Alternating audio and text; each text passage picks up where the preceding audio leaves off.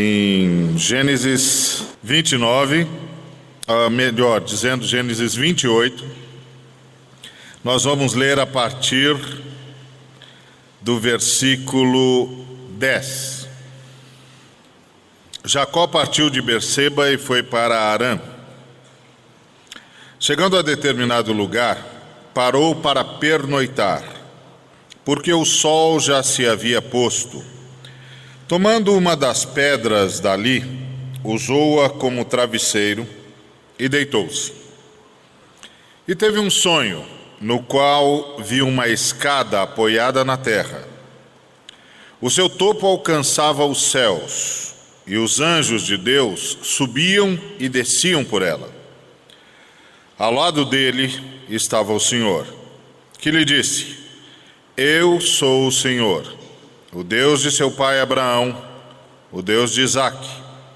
Darei a você e a seus descendentes a terra na qual você está deitado. Seus descendentes serão como o pó da terra, e se espalharão para o oeste, para o leste, para o norte e para o sul. Todos os povos da terra serão abençoados por meio de você e da sua descendência. Estou com você e cuidarei de você, aonde quer que vá, e eu o trarei de volta a esta terra. Não o deixarei enquanto não fizer o que lhe prometi. Quando Jacó acordou do sono, disse: Sem dúvida o Senhor está neste lugar, mas eu não sabia. Teve medo e disse: Temível é este lugar. Não é outro senão a casa de Deus. Esta é a porta dos céus. Na manhã seguinte, Jacó pegou a pedra que tinha usado como travesseiro, colocou-a em pé como coluna e derramou óleo sobre o seu topo. E deu o nome de Betel àquele lugar, embora a cidade anteriormente se chamasse Luz. Pai querido, já nos falaste tanto, continua a falar-nos por tua palavra, em nome de Cristo Jesus. Amém. Esse texto é extraordinário, ele bastante conhecido, é o sonho de Jacó. E eu gostaria hoje de compartilhar com você algumas das lições que esse texto nos traz, no que tange ao nosso relacionamento com Deus e ao nosso relacionamento com a vida e com as circunstâncias da vida. Aqui nós temos o quadro de Jacó. Jacó sonha com Deus e sonha que Deus está ao lado dele. Sonha com uma escada que se apoia na terra e toca aos céus. E tudo isso é muito interessante. A começar pelo próprio símbolo do sonho. É uma escada que está apoiada na terra e não apoiada no céu. Os anjos sobem e descem, e não descem e sobem. A nossa lógica diz que o céu é lá em cima. Então os anjos deveriam descer do céu e subir de volta ao céu. Mas no sonho de Jacó, a base dos anjos não é o céu, é a terra. Porque eles sobem da terra aos céus. É muito interessante essa figura. Ele diz que a escada estava apoiada na terra, o seu topo alcançava os céus e os anjos de Deus subiam e desciam por ela. Ou seja, eles partiam da terra e não do céu. Isso é interessante, até porque nós sempre queremos saber onde é que é o céu, e essa coisa do céu tem gerado muitas questões interessantes na história da igreja. Alguns, baseado na palavra de Paulo, que diz ter ido ao terceiro céu, diz que são três na concepção judaica. O primeiro céu, o céu das nuvens, dos pássaros, a atmosfera. O segundo céu, o firmamento, onde vemos as estrelas. E o terceiro céu, o lugar onde Deus está. Já os rabinos catalogaram 7 céus, pelo menos. Então, onde é o céu e quantos céus existem? Essa é uma pergunta que vive inquietando todos aqueles que estudam a Bíblia, ou seja, aqueles que acham esse um assunto interessante, é lógico. Mas Jacó não sonha com Deus no céu, sonha com Deus na terra. Isso é muito curioso. Parece que a base de Deus ali no sonho de Jacó não era o céu, era a terra. Ou talvez o que o sonho estivesse dizendo para Jacó é que céu é onde Deus estiver. Onde Deus estiver está o céu. Onde Deus estiver está a base dos anjos. Onde Deus estiver é dali que os anjos partirão. E Deus está com o seu povo. Deus está com aquele que escolheu. Deus está com aquele que ama. Deus está com aquele que chama de filho. E o céu é onde Deus estiver. E se Deus está com o seu povo, onde o seu povo estiver, deve ser céu. Parece que essa é a mensagem do sonho de Jacó. Deus estava com Jacó. Onde está Deus? Deus está com Jacó. E aí o Jacó entende que aquele é o lugar de Deus, e quando ele se levanta de manhã, ele transforma a pedra em altar, coloca-a de pé, derrama o óleo sobre ela, ungindo-a, separando-a do uso comum, transforma-a num altar e muda inclusive o nome do local. O local se chamava Luz, passa a se chamar Betel, que significa casa de Deus. Muito bonito o gesto de Jacó. Ele quis celebrar aquela experiência com Deus, ele quis celebrar aquele momento especial onde Deus aparece para ele, fala com ele, dá-lhe orientações, promete-lhe companhia, promete-lhe bênção, promete-lhe que as promessas serão cumpridas, custe o que custar. E é muito bonito o gesto de Jacó celebrando aquele lugar, construindo um altar. É bonito, mas é equivocado, porque Jacó entendeu que aquele lugar era a casa de Deus.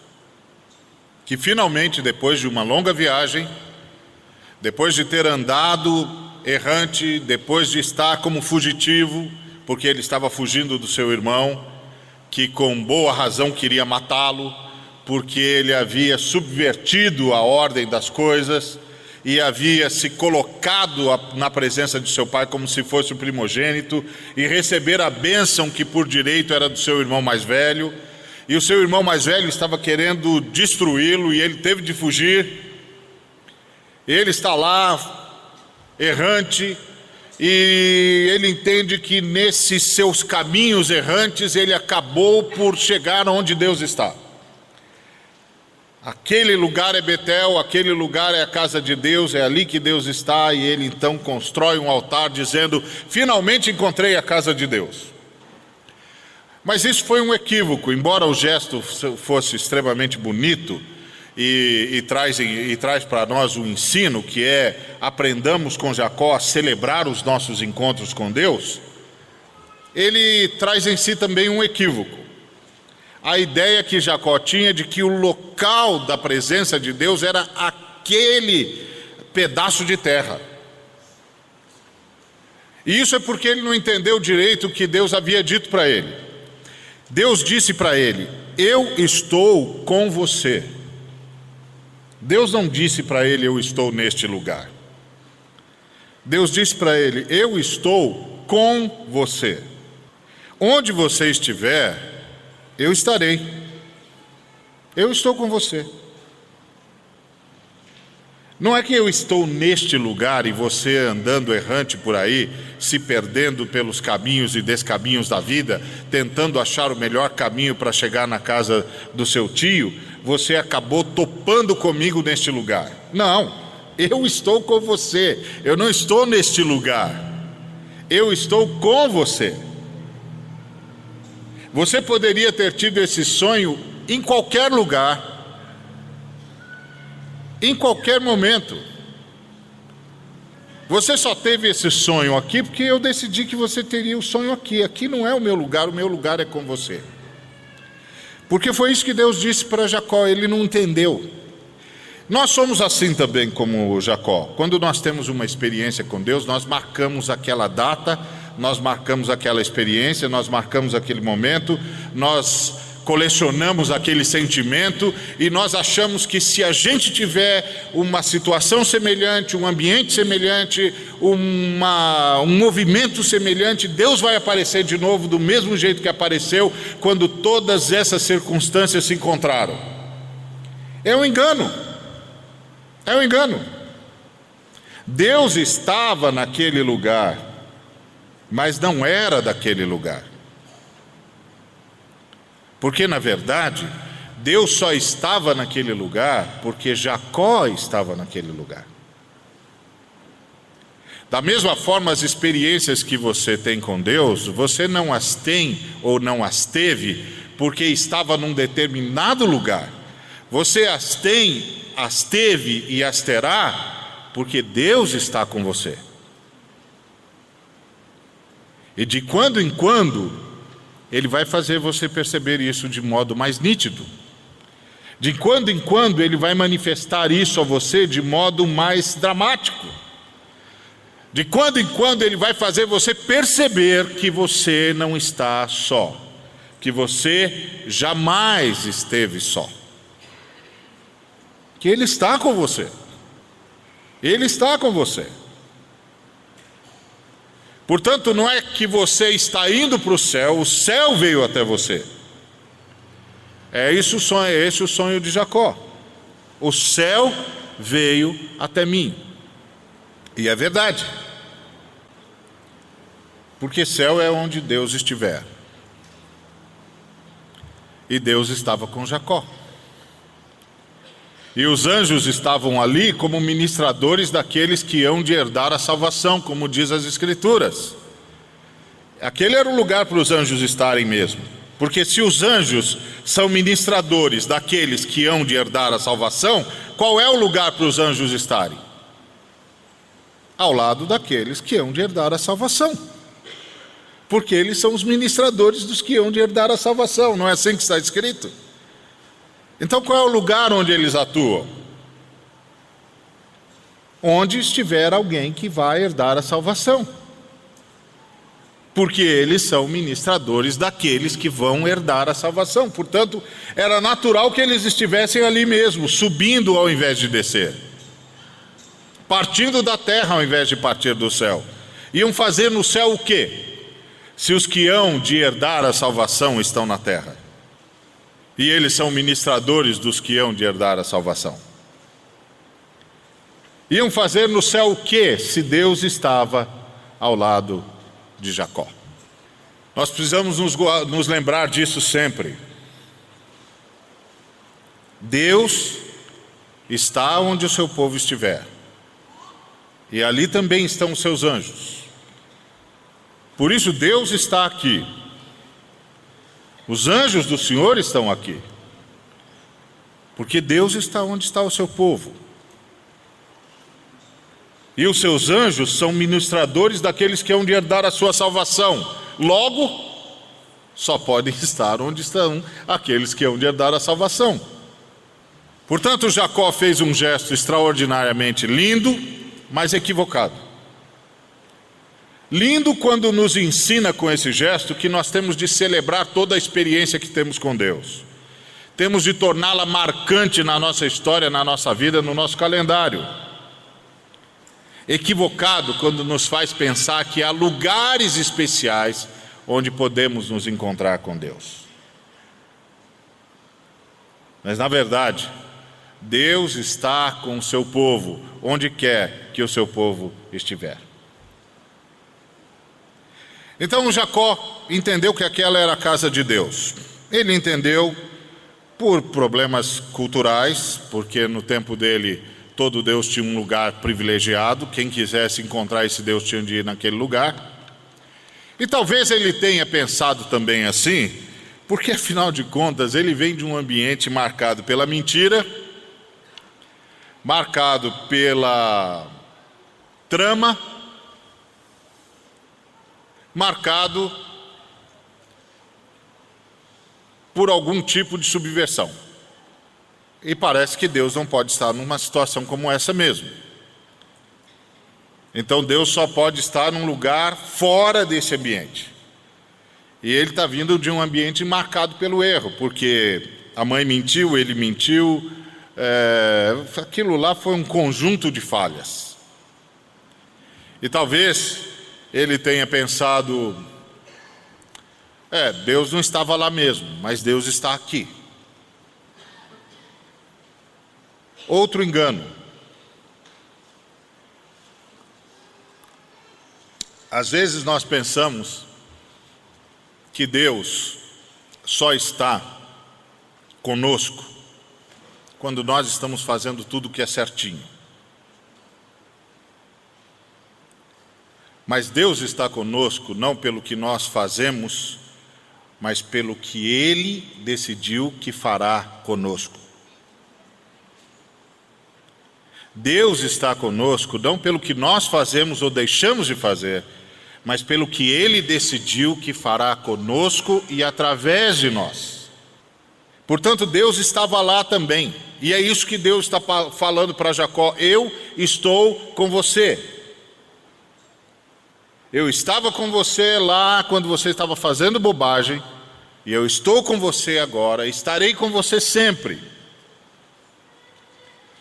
E a minha presença na sua vida é a garantia de que aquilo que eu decidi fazer na sua vida vai acontecer, apesar de você.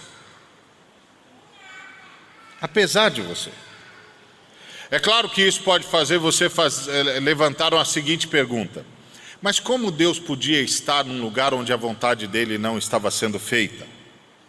Ou será que a vontade de Deus estava sendo feita através da mentira, através do engano, através da subversão? Essa é uma pergunta séria. Uma coisa que nós precisamos entender é que há muitas vontades atuando na terra. Não é só a vontade de Deus que atua. Há muitas vontades atuando. Você pode dizer: escuta, Ari, mas você não está exagerando, não? Olha, se eu estiver, Jesus também está. Porque Ele disse que era para orar: seja feita a tua vontade na terra. Se Ele disse que era para orar pedindo que a vontade de Deus fosse feita na terra, é porque na terra há mais vontades sendo feitas além da vontade de Deus. E esse é o ponto. Um dia desses, uma irmã conversando comigo disse: sofri uma injustiça, e descreveu a injustiça. E ela disse: mas foi feita a vontade de Deus. Eu falei: não foi não. Não foi não. Aquela vontade não era de Deus. Aquela vontade era a vontade do sujeito que cometeu uma injustiça. Foi ele que cometeu uma injustiça, não foi Deus que cometeu uma injustiça. Foi ele que fez.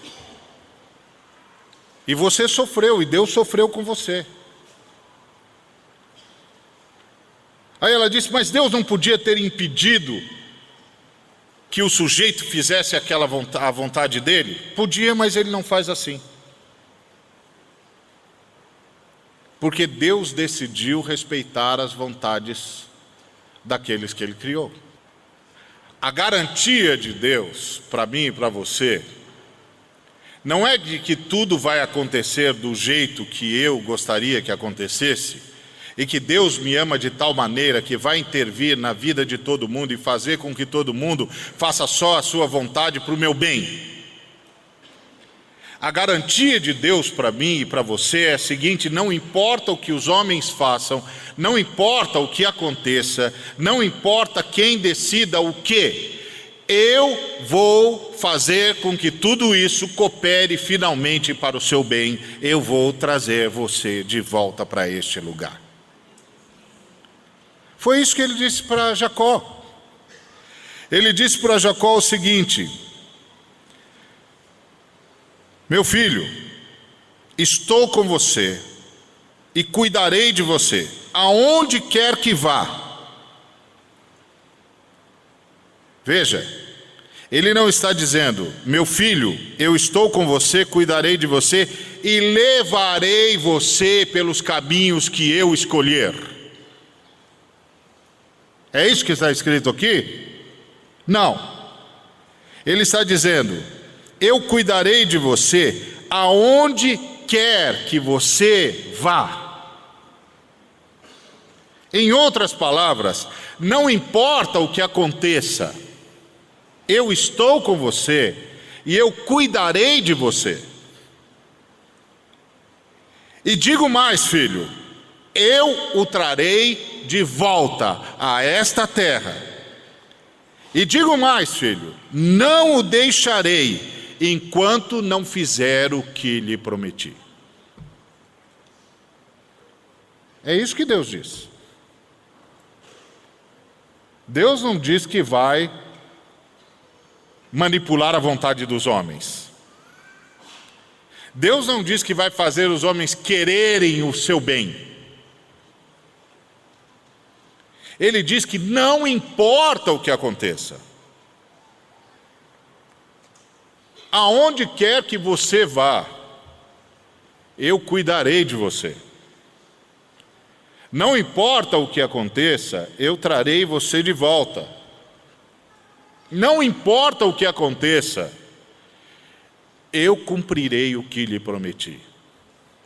É isso que Deus está dizendo. Às vezes, eu vejo cristãos que não conseguem reagir à vida, porque têm medo de reagir pensando, talvez isso tenha sido a vontade de Deus. A injustiça não é a vontade de Deus. A maldade não é a vontade de Deus. O crime não é a vontade de Deus. A mentira não é a vontade de Deus. O absurdo não é a vontade de Deus. O abuso não é a vontade de Deus. São as outras vontades que atuam nesse mundo caído. Haverá sim um dia em que só a vontade de Deus fará. Inclusive, essa é a nossa oração: seja feita a tua vontade, assim na terra como é feita nos céus. Essa é a nossa esperança, de que um dia não exista no universo nenhuma vontade contrária à vontade de Deus. De que um dia não exista no universo nenhuma vontade atuando que não seja eco da vontade de Deus. E um dia será assim. Um dia, todas as vontades ecoarão a vontade de Deus, porque finalmente o universo estará em harmonia.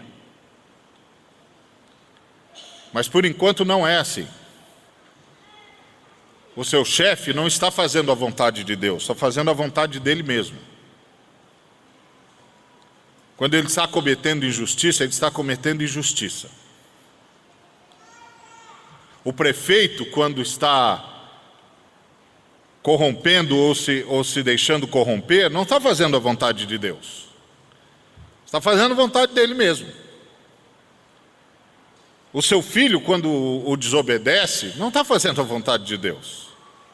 Está fazendo a vontade dele. Você, quando teima com uma coisa, apesar de todas as circunstâncias, de toda a lógica, de tudo que lhe pedem e lhe apresentam, você não está fazendo a vontade de Deus, está fazendo a sua. Há várias vontades atuando. A promessa de Deus não é que Ele vai manipular as vontades. É que apesar de tantas e quantas vontades que estão agindo em estado de rebeldia em relação a Ele, Ele fará o que prometeu.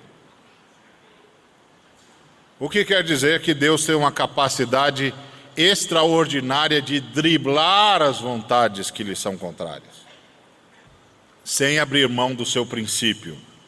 Só um Deus poderia fazer isso. Então eu queria hoje comunicar isso a você, porque eu vejo muitos cristãos sofrendo e aceitando sofrimentos gratuitamente, dizendo: eu não vou falar isso porque eu tenho de me submeter à autoridade, porque esta é a vontade de Deus e ele deve estar fazendo a vontade de Deus. Não está fazendo não. Se ele está sendo injusto, ele está sendo injusto. Se está mentindo, está mentindo. Se está roubando, está roubando.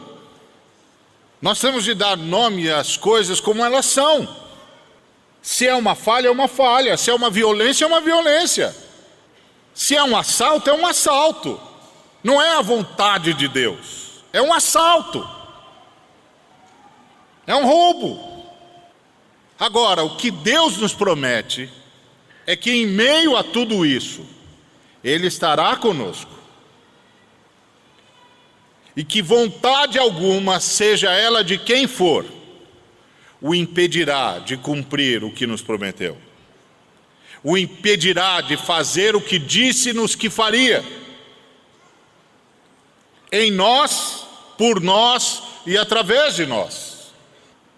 Foi isso que Deus está dizendo, é isso que Deus está dizendo para Jacó. Sabe por quê? Que não importa o que lhe digam, o que lhe façam, não importam as circunstâncias, não importa aonde você vá. Eu trarei você de novo para este lugar e eu cumprirei as minhas promessas, porque eu estou com você. E é isso que importa. É isso que faz toda a diferença na história. É isso que faz toda a diferença na vida. É isso que faz toda a diferença em cada momento. Eu estou com você.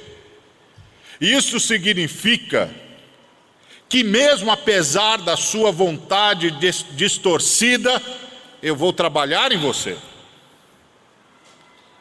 E hoje você é Jacó, um enganador, um usurpador, mas amanhã você será Israel, um príncipe com Deus, porque eu estou com você.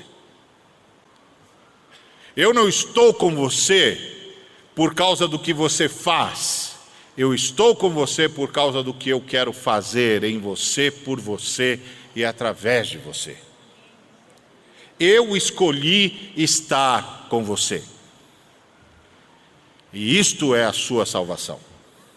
Portanto, dê nome aos bois, entenda as coisas como elas são, chame-as pelos seus nomes, porque você não precisa temê-las.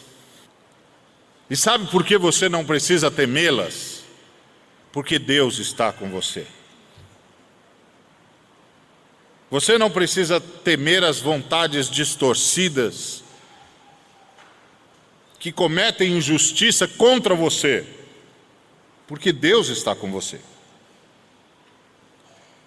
Você não precisa temer as vontades em estado de rebelião que decidem prejudicar você, porque Deus está com você. Você não precisa temer nem mesmo a sua vontade distorcida, imaculada pelo erro, porque Deus está com você. E Cristo em você, disse o apóstolo Paulo, é a esperança da glória. Foi isso que Deus disse para Jacó. É como se Deus estivesse dizendo: meu filho, está tudo errado, eu sei. Sua mãe fez errado, você fez errado, está tudo errado. Mas em meio a todo esse erro, eu sempre estive com você. E estarei com você.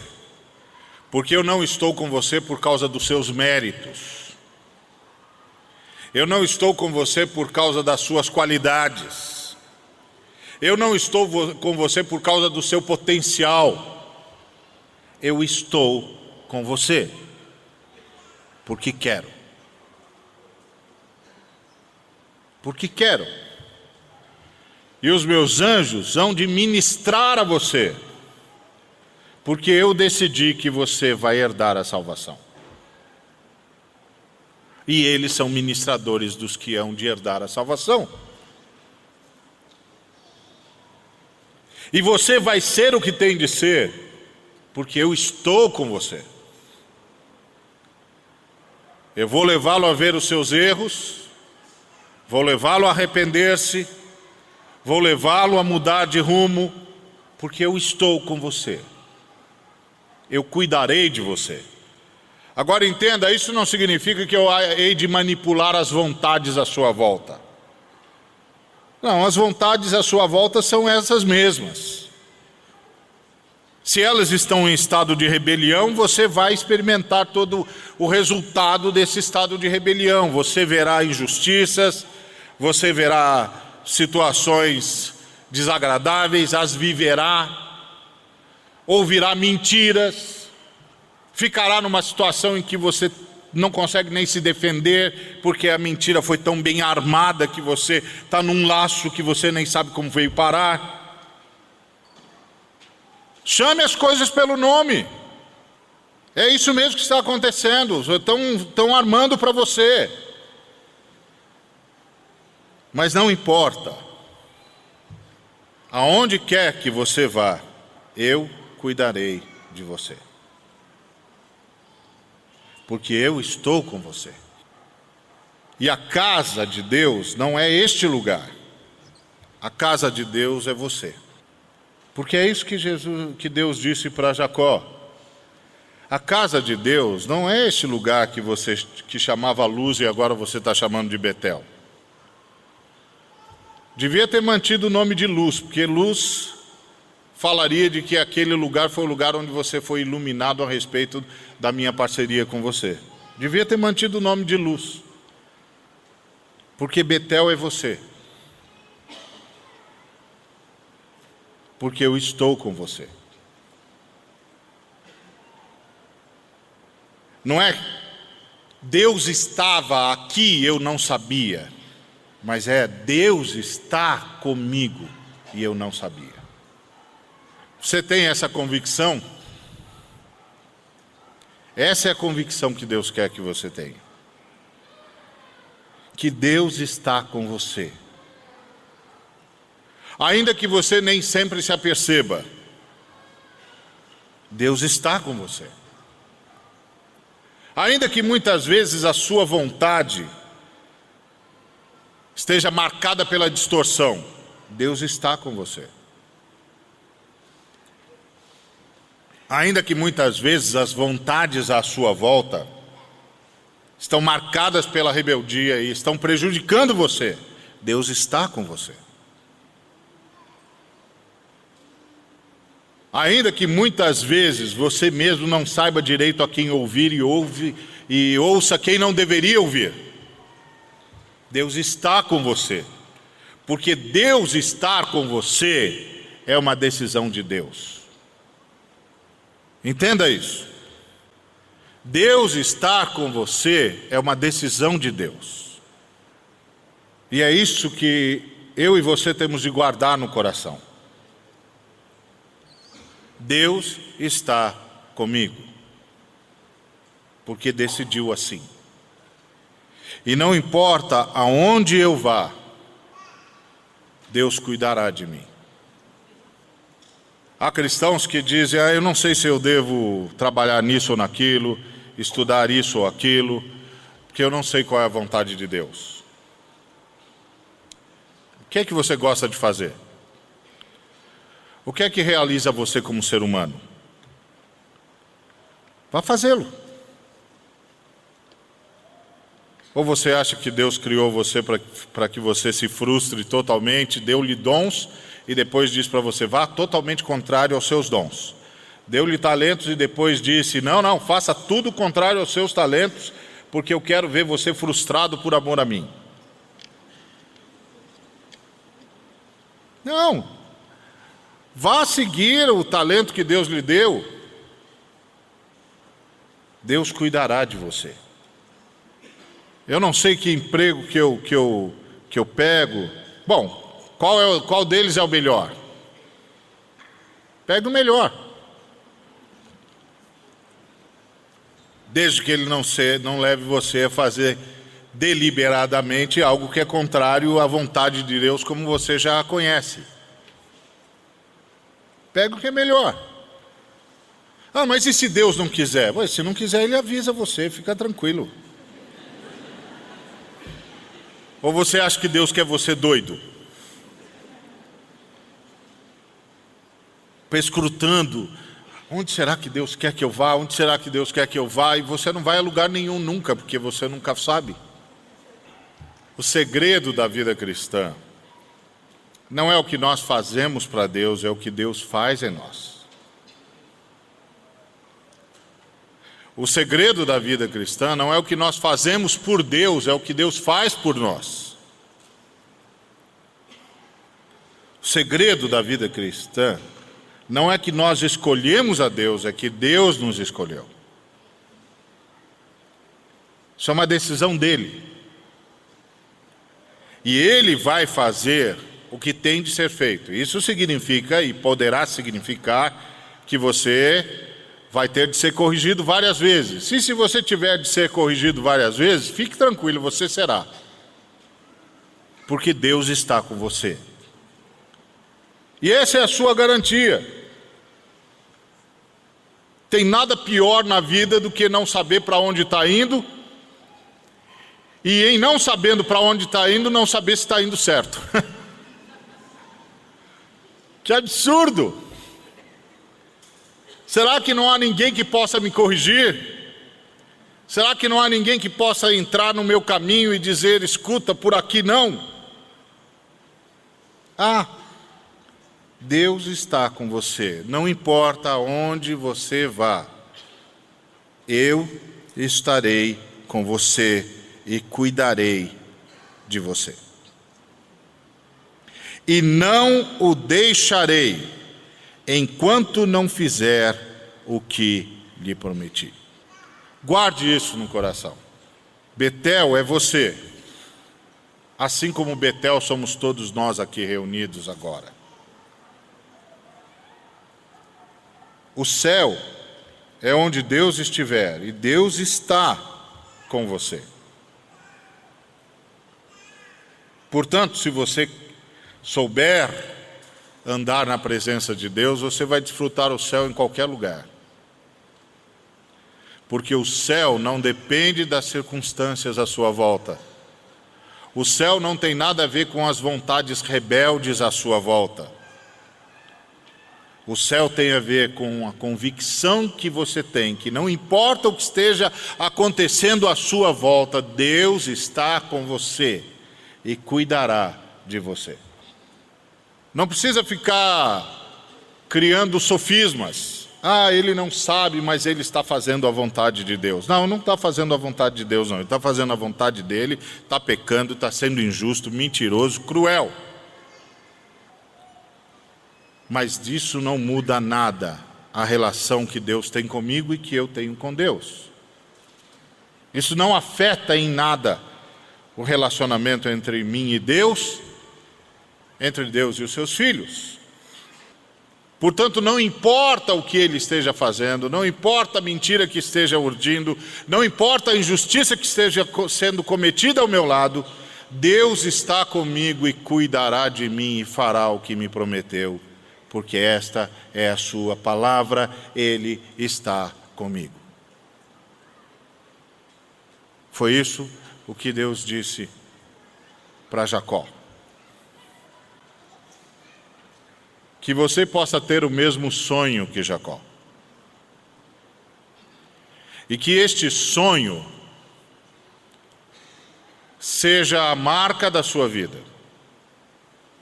Que este sonho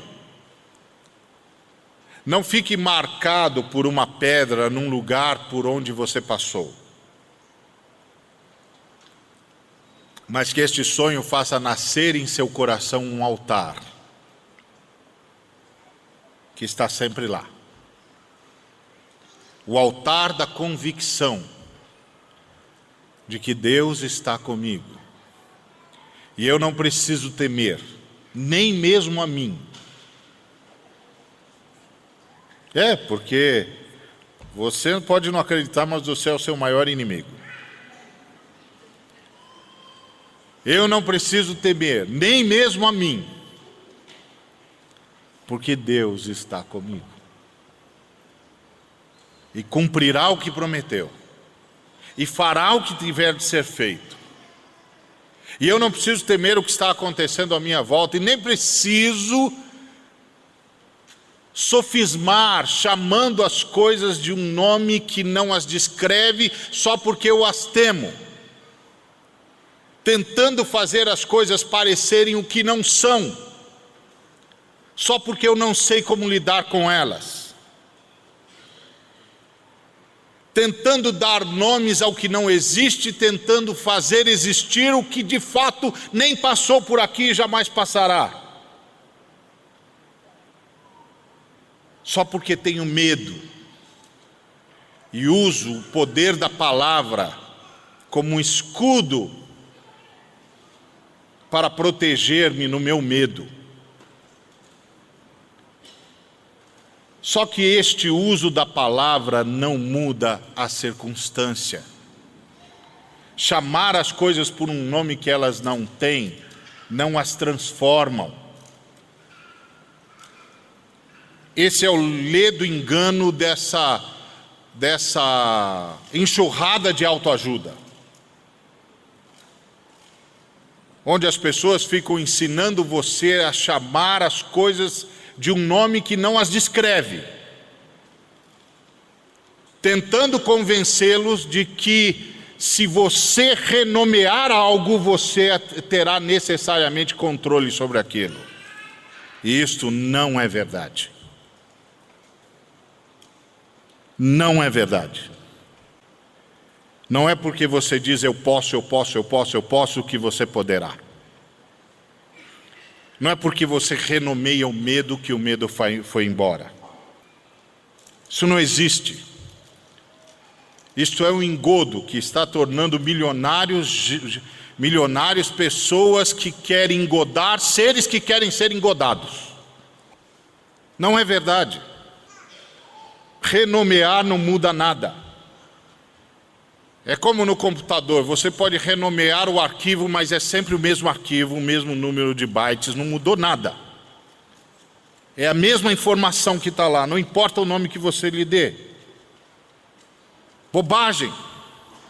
Chame as coisas pelo nome, porque você não precisa temê-las. E você não precisa temê-las porque Deus está com você. E isso não é autoajuda, isso é relacionamento com Deus.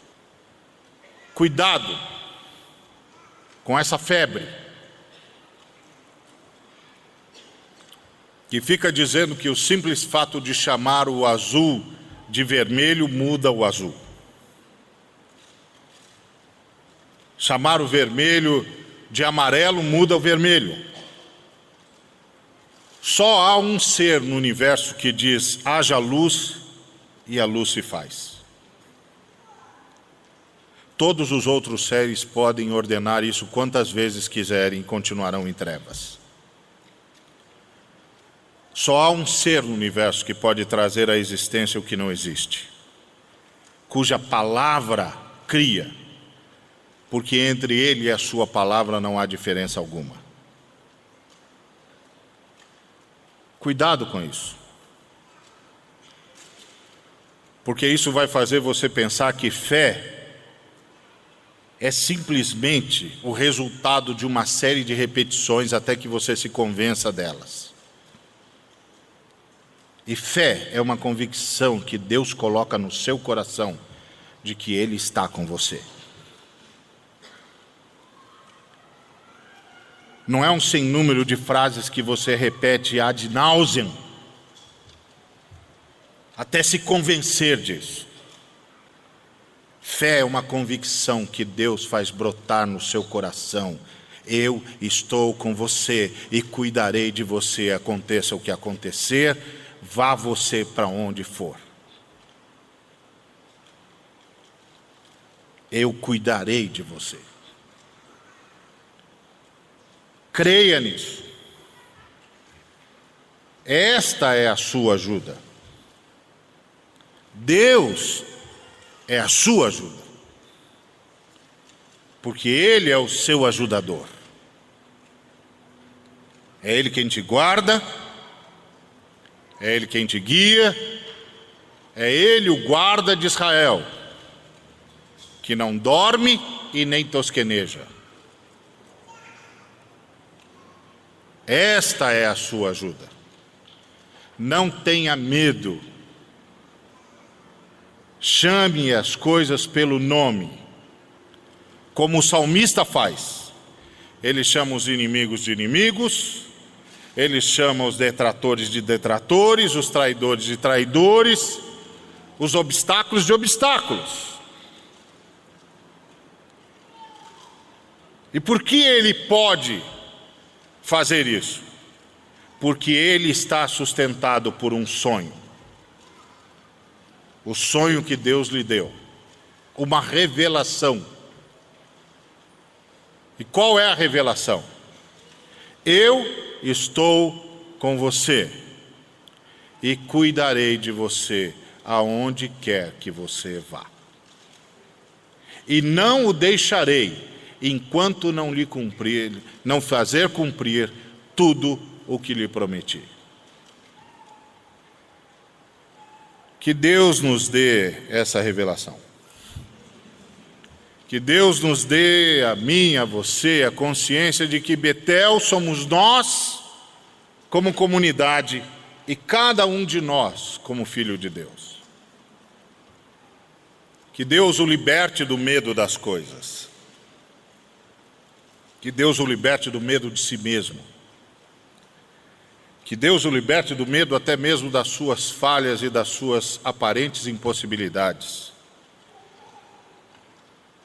Pela certeza de que Ele está com você e cumprirá tudo o que lhe prometeu. Que Deus o abençoe. Que Deus a abençoe. Que Deus lhe dê a graça de ver as coisas como elas são, sem temê-las, por saber que você não está sozinho. Que Deus nos abençoe. Amém.